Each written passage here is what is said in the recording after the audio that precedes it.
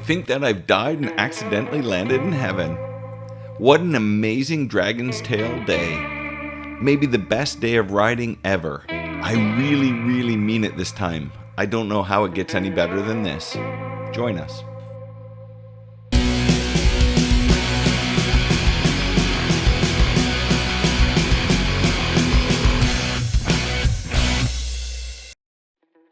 Welcome to day 7 of our Tail of the Dragon tour. On Dragon's Tail Day, we woke to a chilly 4 degrees in Robbinsville, North Carolina. We were in no rush and took our time to pack up in hopes of warmer temperatures. And we were rewarded with 10 degrees by 10 o'clock.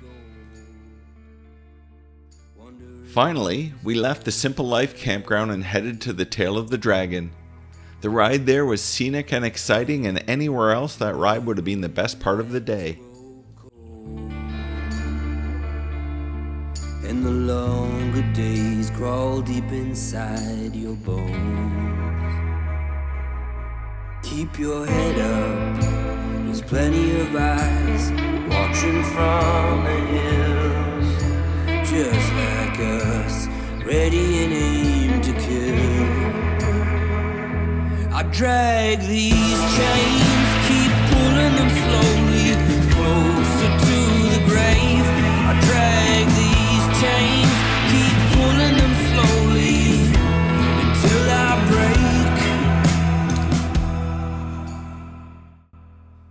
When we arrived at Deal's Gap, we parked with hundreds of other riders who were milling about and buying t-shirts and souvenirs. We took the obligatory photos of the Tree of Shame and hoped we wouldn't be adding to the collection of bike parts nailed to that altar. I'll be honest with you, it was more than a little intimidating. A shrine to crashed riders and hundreds of I Survived the Dragon t-shirts being sold. I should have never watched those Max Wrist videos. After finding nothing worth buying, we crossed the road for a photo at the dragon statue. But there was a lineup of loud and annoying Harley Davidsons waiting, so we skipped that tradition and got on with the ride. The road lived up to its notoriety. 318 curves in 11 miles. Some of the Dragon's sharpest curves have names like Copperhead Corner, Wheelie Hell, Gravity Cavity, Beginner's End, and Breaker Bus Bend. Seeing ghosts everywhere I turn, all the lessons I never learned, my regrets coming back to life, dragged from the shadows of my mind. Like seeing ghosts,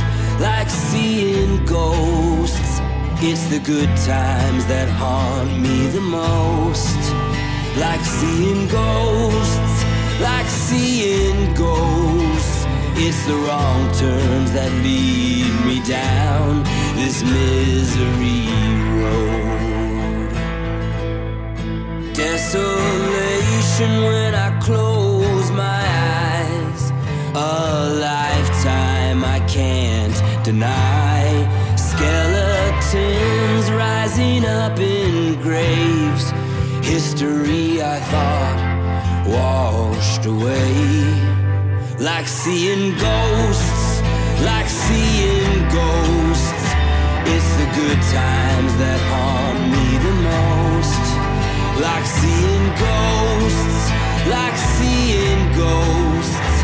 it's the wrong turns that lead me down this misery road.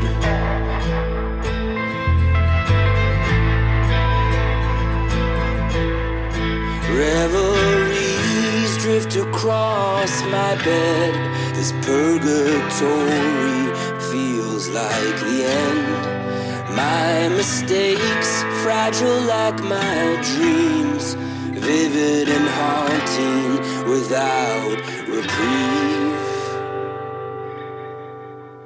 Like seeing ghosts, it's the good times that haunt me the most. Like seeing ghosts, it's the wrong turn. The tail was remarkably technical. with tight bank turns that rose and dropped dramatically. After 11 miles, I was happy to stop and pull over to chat with the other survivors. It was a lot of fun and a bit of hard work, and although I was thrilled to have ridden the trail, I was also happy to have finished it. Admittedly, I was looking forward to getting back to cruising. Be warned, the spot where everyone pulls over to chat is not the end of the twisties. When we got going again, the next 3 miles were just as beautiful and just as challenging. I'm not trying to go against you. Actually, I'm going with you. Gotta get up out of here and you ain't leaving me behind. I know you won't, cause we share common interests. You need me, there ain't no leaving me behind. Never know, no, I just want out of here. Yeah, once I'm gone, ain't no going back. If you want, we could be. Traveling north along the Little Tennessee River, we headed to Tellico Plains, Tennessee, and had a brilliant lunch at the Tellico Cafe. This restaurant came highly recommended by other riders, and I recommend it to you. I had their specialty, the cornmeal coated catfish, and it was remarkably good. With a recommendation from our server, I paired my meal with another house special, the blackcurrant iced tea. So yummy. Fully fed, we headed up the Cherokee Skyway.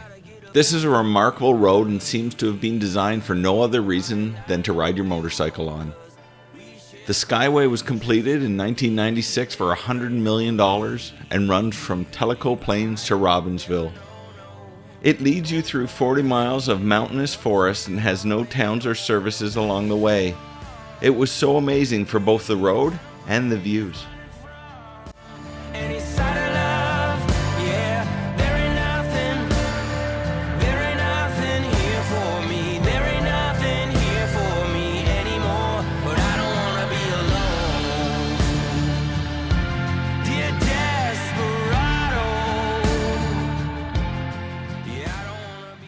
With the circular route completed in Robbinsville, we headed to Cherokee, North Carolina and bought groceries for dinner.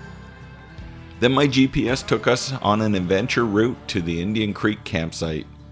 This route took us back along the Blue Ridge Parkway and up to the Big Witch Gap at 4,500 feet, and then on to Bunches Creek Road. Take this path because it's 30 minutes of great fun. The road is a single-lane gravel artery down the side of the mountain. It was an exhilarating 5 miles of steep dirt with sheer cliffs on the edge of the road. It was so steep that there were several tight switchbacks and the boys were questioning my navigation choice.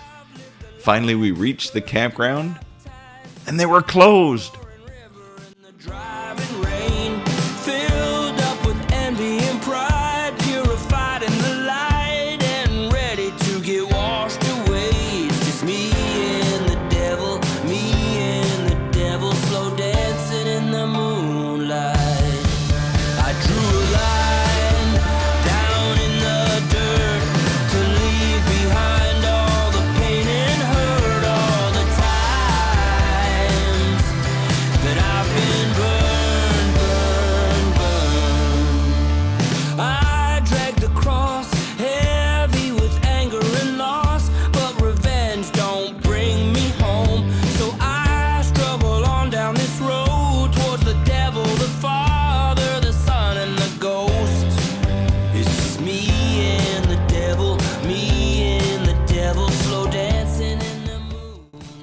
We were milling around the office trying to decide what to do, and the manager suddenly appeared and checked us in. What a great guy. He told us that there was an easier paved route to get there, and Muzzy is committed on taking that out tomorrow. We picked out the campsite. I got the fire going while Muzzy went up to the laundry room to wash a load of our clothes, and Spike managed to find the Leaf game on his phone. We watched that tragedy while cooking dinner over the fire.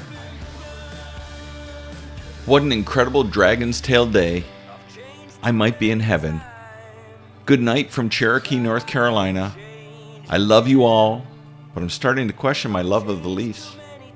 Go forth with an open mind, and most importantly, an open heart. And remember, self-care is not selfish.